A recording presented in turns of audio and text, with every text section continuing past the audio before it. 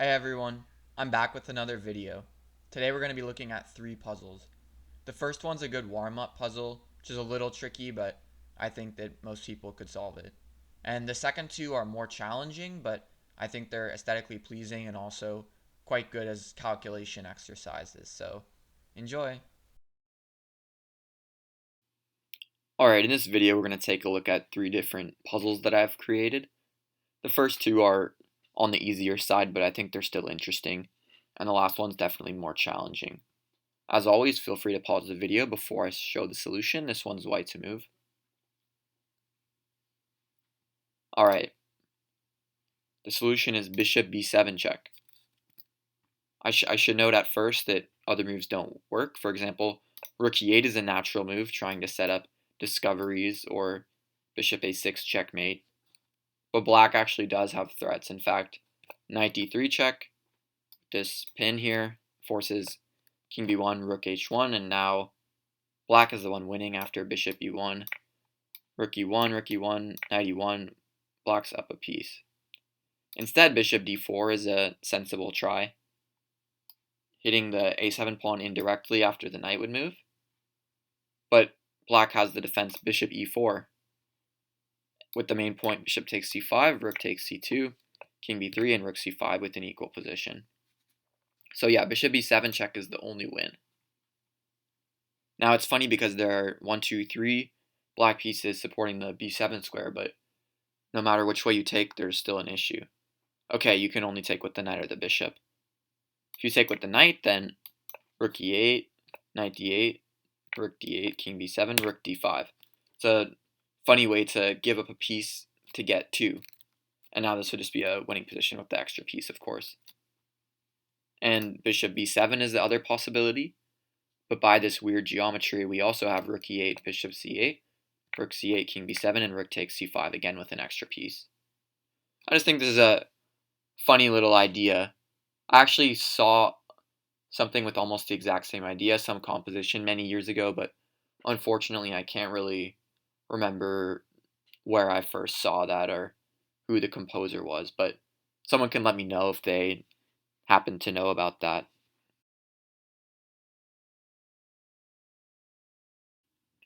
Let's take a look at the following puzzle that I made. It's white to move. I think it's funny because it features a maneuver which I've never really seen before in a game, so feel free to solve it if you want. Let's look at the solution. The first thing to note is that white is a bit down in material, a rook and a bishop for a queen, but black's king and queen are in really bad spots. Rook f8 is too slow, because after queen takes, bishop takes, and cd, black is just making a queen. Instead, after dc, black has a few other options. I think the first thing to note is that black has one more movable piece, just the queen. So queen takes a5 is a stalemate idea, like king takes a stalemate. And it's kind of weird here, but actually the white king weasels out of all the checks. It's quite surprising. King b3, queen b5, king a3, queen a5, king b2, queen b5, and now king c1. The whole idea. The rook controls the f1 square, so black's out of checks. And note that whenever black would try a5, say here or earlier, then rook f8, king b7, and rook b8 hits the queen. So instead of queen takes a5, queen h8 on the first move is possible, or queen g8, it's all about the same. Rook f8, king b7, and not rook takes h8 stalemate, but rook b8 check, going to a winning king and pawn endgame. Let's briefly just look at this. King b4, king c7, king c4, king d7, king d4, king d8. Doesn't really matter what black does, to be honest. King e5, king e7. Eventually we get to a position like this, and just c4 with the zugzwang. Whichever way the black king goes, the white king goes the other way, and picks up some pawns with the winning position. Queen e8 is therefore pretty much the only try for black in this position. Hitting the rook and also queen e4 is an idea. It really seems like rook f8 and white just wins on the spot. But this is very weird. After king b7, it's actually a draw. White wasted a bit too much time with this rook f8 mistake, and now there's no way to make progress. For example, c4, And now black just shuffles queen d8, king moves somewhere. Queen takes a5 is actually a mistake here because you free up your pawn, so there's no more stalemate ideas. But just queen e8, king a4, queen d8, king b3, queen e8. White's king can't really do anything because there are always too many checks. So instead, rook f4 is the only move. Just stopping queen e4 and also preparing rook b4. Black doesn't have many moves here. King b7 always runs into rook b4 followed by rook b8 with the winning position. So after rook f4, I would say queen d8 is the best try.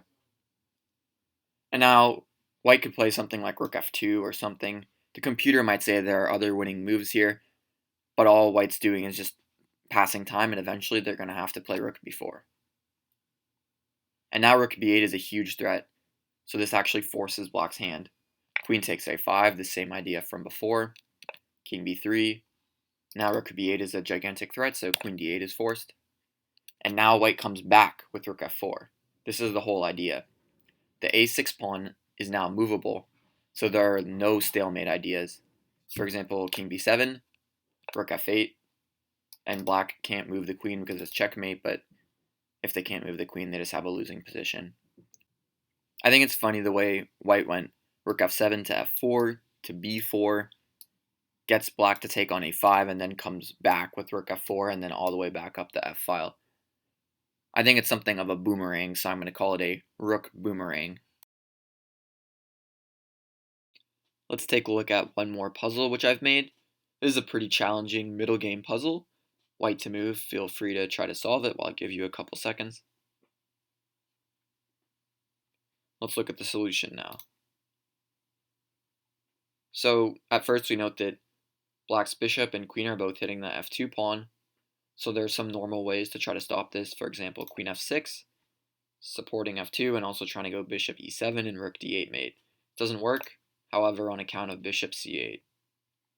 Other moves, for example, queen f4, with similar intentions allows queen e6. For example, rook d2, rook takes c3, bishop f6. So close to playing rook d8 mate, but rook d3 stops that. And also we have rook d2, hitting the queen, supporting f2, but then just queen e6, for example, bishop f6, bishop b7 check, f3, and rook a2. So there's no rook d8, this would just be equal. So all of this is just to explain queen takes c5 is the only win. And queen takes c5 actually makes sense because black is really weak on the dark squares, and this bishop was a good piece both defensively and offensively. So b takes c5 as the response. Bishop b7 is possible, but we'll see why that transposes pretty soon. So bc5, bishop f6. This is a move which is definitely easy to miss, a backwards bishop move. Now controlling the g7 square and threatening rook d8. Black really doesn't have much in the way of a defense other than bishop b7 check. And now what does white do? When I showed this position from the start to a couple of my friends, they thought that this was the solution, and then they would play rook b7 here.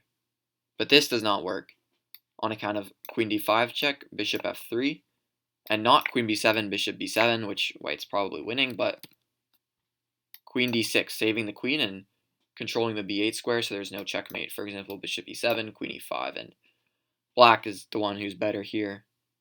So instead, after bishop b7 check, bishop f3 is the move, which transposes to bishop b7 check on move 1, bishop f3.